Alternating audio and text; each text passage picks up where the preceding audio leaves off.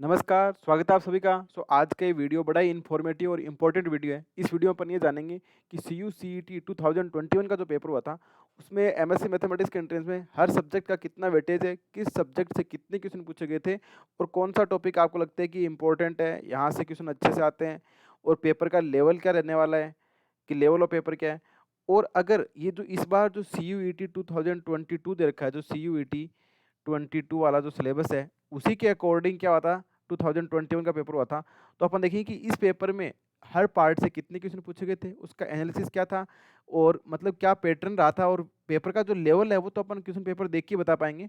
पर आपको इस यहाँ से ये आइडिया ज़रूर मिल जाएगा कि कौन-सा सब्जेक्ट है, इम्पोर्टेंट है, उसके अपन को पढ़ना चाहिए, इसको नहीं छोड़ सकते। और इस टॉपिक से तो इतने क्वेश्चन पूछ जाते हैं जो कि एक फिक्स सा पैटर्न रहता है, क्योंकि इसमें पैटर्न लगभग फिक्स सा रहता है, तो वो क्वेश्चन से आपको आइडिया लग जाएगा। और जैसे कि आपको पता होगा कि इस बार जो यूनिवर्सिटी का जो सीयूईटी पीजी एडमिशन हो रहा है, उसमें जेएनयू, बीएचयू, एचयू को भी इसमें शामिल कर लिया गया है, सीयूईटी में शामिल कर लिया गया है। तो बीएचयू का पेपर तो वैसे ईजी आता था, सीयूईटी का पेपर भी ईजी आता था, तो थोड़ा सा जेएनयू का पेपर थोड़ा चेंजमेंट रहता है। तो जो भी अपडेट आती है इसके रिगार्डिंग, कोई भी इन्फॉर्मेशन आपको नीड होती है, तो उसके लिए आप टेलीग्राम के सर्च बार में जाके @exponential mathematics 2531 सर्च करते हैं, इसका डिस्कशन ग्रुप में पहुंच जाएंगे। और अगर आप लिखते हैं कि @exponential mathematics, तो टेलीग्राम चैनल पे आपको सारी लेटेस्ट अपडेट, इन्फॉर्मेशन बुलेटिन और सारी पीडीएफ की जानकारी वहाँ पे आपको मिल जाएगी। तो अपन जैसे बात करने जा रहे हैं कि सीयू सीईटी 2021 का जो क्वेश्चन पेपर हुआ था, उसका पैटर्न आपको पता होगा कि टोटल उसमें 100 क्वेश्चन पूछ जाते हैं, जो कि इस बार का जो 22 का पैटर्न रहने वाला है उसमें भी आपको क्या पूछे जाएंगे, 100 क्वेश्चन पूछे जाएंगे। पार्ट ए में 25 होंगे, पार्ट बी में 75 होंगे, टोटल 2 घंटे का पेपर होगा। अपडेट के लिए मैंने आपको बता दिया है। तो ये जो पेपर पैटर्न था, इसमें ए पार्ट तो 25 फिक्स है, तो आपको पता लग गया ए पार्ट में तो कोई दिमाग लगाने की जरूरत नहीं है। जो जनरल एबिलिटी, वर्बल एबिलिटी के क्वेश्चन आते हैं, तो 75 वाला क्वेश्चन है, ये वाला इंपॉर्टेंट है। तो इसको अपन देखेंगे कि किस पार्ट से कितने क्वेश्चन थे, वो कैसे पूछे गए थे। जैसे सबसे पहले अपन question subject wise question paper analysis की बात करें, तो री एनालिसिस में अगर अपन देखें, तो इसमें अपन कैलकुलस में जैसे मान सकते हैं कि फंक्शन है, वन वेरिएबल का है, लिमिट, कंटिन्यूटी, डिफरेंशिएबिलिटी, कैलकुलस वाला जो पार्ट है वो वाला पार्ट, और पॉइंट सेट टोपोलॉजी को अगर शामिल करें, सीक्वेंस एंड सीरीज को देखें, यूनिफॉर्म कन्वर्जेंस, ये सब देखें, फंक्शन ऑफ टू वेरिएबल का एक क्वेश्चन भी पूछा गया था, उसको अगर सबको काउंट किया तो टोटल 13 क्वेश्चन है, वो री एनालिसिस से पूछे गए थे। इसमें 13 क्वेश्चन पूछे गए थे, जिसमें पॉइंट सेट टोपोलॉजी है, कैलकुलस है, फंक्शन ऑफ टू वेरिएबल में एक क्वेश्चन पूछा गया था, तो 13 क्वेश्चन यहाँ से पूछे गए थे। लीनियर अलजेब्रा के टोटल 12 क्वेश्चन पूछे गए। तो आप देखो इन दोनों सब्जेक्ट का कितना अच्छा वेटेज है। 75 में से आप ये देख रहे हैं कि 25 क्वेश्चन तो यहाँ से पूछे जा रहे हैं, मतलब 25 क्वेश्चन है वो 75 का, मतलब 25 क्वेश्चन किससे, रियल एनालिसिस और लीनियर अलजेब्रा से।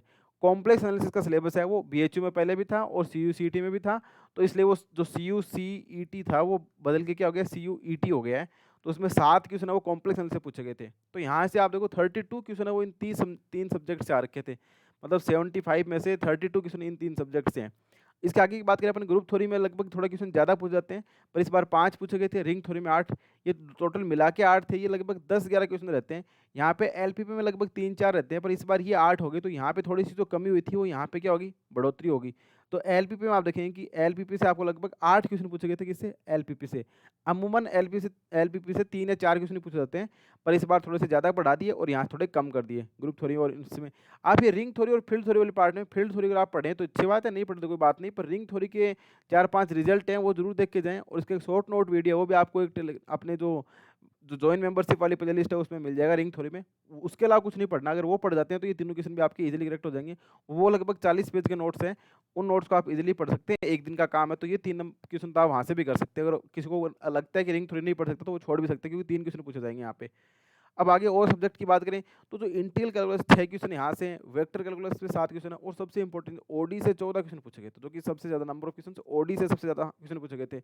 वो बहुत ही सिंपल थे कि लीनियर ओडी कौन सी होगी, और जो इनिशियल वैल्यू प्रॉब्लम्स का सॉल्यूशन कैसे निकालते हैं, एग्जैक्ट इक्वेशन कैसे बनेगी, सीएपीआई कैसे निकालते हैं, जो सिंपल सिंपल क्वेश्चन पूछे गए थे वो ओडी से पूछे गए थे। यानी कि आपने जो ग्रेजुएशन में पढ़ा है वो वाला पार्ट अगर आप कर लेते हैं और पीवाई को देख लेते हैं तो आपको कहीं कोई दिक्कत नहीं आने वाली है।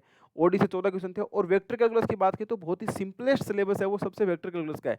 इसमें आपको पता है कि गॉस डाइवर्जेंस, स्टोक थ्योरम और Green theorem, Gauss divergence, Stokes, Green theorem, ये 3 तो थ्योरम पे बात करता है। एक डायरेक्शनल डेरिवेटिव की बात कर लेता है, कभी डेरिवेटिव कैसे निकालते हैं। तो सिंपल क्वेश्चन थे, 7 क्वेश्चन यहाँ से पूछे गए थे। इंटीग्रल कैलकुलस में क्या करता है, ये डबल ट्रिपल इंटीग्रेशन के क्वेश्चन भी पूछ लेता है और इंटीग्रल के कन्वर्जेंस की बात भी कर लेता है। मोस्टली डबल ट्रिपल वाला पार्ट है वो इसमें पूछ लेता है, जो कि अपन ग्रेजुएशन में पढ़ते हैं। दो कर्व दे देता है, y equal to root x है या x equal to y square type का, y equal to x square type का, इनके बीच का एरिया कैसे निकालते हैं, तो वो डबल इंटीग्रेशन वाला एरिया अंडर द कर्व उस टाइप के जो क्वेश्चन इंटीग्रल कैलकुलस में आते थे, तो 6 क्वेश्चन यहाँ से पूछे गए थे। तो आप इसका एनालिसिस करेंगे तो टोटल 75 थे, उसमें सबसे ज़्यादा वेटेज अगर देखा जाए तो रियल वाला पार्ट है, लीनियर वाला पार्ट है और ओडी पीडी तो इसके सिलेबस में है ही नहीं। तो इस कहने का मतलब है कि रियल एनालिसिस, लीनियर अलजेब्रा और ओडी, यहाँ से अगर आप टोटल काउंट करें तो 13 + 12 + 14 क्वेश्चन यहाँ से पूछे गए थे, यानी कि 25 + 14 इसके मतलब 39 क्वेश्चन है। 50% से ज़्यादा क्वेश्चन भी आपको 3 सब्जेक्ट से मिल रहे थे। तो ये तो आपके एटलीस्ट तैयार होने ही चाहिए। लीनियर अलजेब्रा, रियल एनालिसिस और ओडी वाला पार्ट है। और ग्रुप थ्योरी में इस बार थोड़े से 2-3 क्वेश्चन कम पूछे गए थे, वरना यहाँ से ज़्यादा पूछ जाते। तो 10 क्वेश्चन आप यहाँ से मान के चलो, तो 50 क्वेश्चन तो आप 4 सब्जेक्ट से कर रहे हैं। बाकी सब्जेक्ट में आपको देखो कि टोटल 25 क्वेश्चन ही पूछ जा रहे हैं। उसमें इंटीग्रल कैलकुलस भी है, वेक्टर कैलकुलस भी है, रिंग थ्योरी भी है, एलपीपी भी है। तो ये 4 सब्जेक्ट तो आपके अच्छे से तैयार हो जाने चाहिए, जिसमें अपन बात कर सकते हैं कि रियल एनालिसिस है, लीनियर अलजेब्रा है, ग्रुप थ्योरी है और ओडी। ये तो आप ऐसे मान के चलो कि कोई भी एमएससी एंट्रेंस एग्जाम हो, भले वो डीयू का हो, भले वो जामिया का हो, भले वो सीयूईटी हो, ये तो आपको पढ़ना ही पढ़ना पड़ेगा। ये 4 सब्जेक्ट तो आप सबसे पहले कवर करें। इसमें रीजनल एनालिसिस को नंबर 1 पे रखें, नंबर 2 पे ओडी को रखें, नंबर 3 4 में लीनियर अलजेब्रा, ग्रुप 3 में से जो भी आपको अच्छा लगे वो कर सकते हैं। तो ये 4 सब्जेक्ट थे। अब यहाँ से पेपर का लेवल कैसा आया था, क्वेश्चंस का लेवल कैसा था, वो अपन इसके सॉल्यूशन सीरीज स्टार्ट करने वाले हैं। अभी 1-2 दिन में इसके सॉल्यूशन अपलोड हो जाएंगे आपके, तो वहाँ से आपको आइडिया लग जाएगा कि पेपर का लेवल कैसा था। इससे आपको इतना आइडिया मिल गया कि किस टॉपिक से कितने क्वेश्चन पूछे गए। पेपर देखेंगे तो आपको ये भी आइडिया लग जाएगा कि कौन सा पार्ट इंपॉर्टेंट है और कौन सा पार्ट इंपॉर्टेंट नहीं है। इसीलिए बोला जाता है कि पीवाईक्यू सोल्व करना बहुत ज़्यादा जरूरी है। वो इसीलिए कि आपको आइडिया लग जाएगा कि ये पार्ट, वरना आप मेहनत करते रहते हैं गधों की तरह और आपको पता भी नहीं लगता क्वेश्चन कहाँ से आएगा। पेपर देखने से आपको आइडिया जरूर लग जाएगा।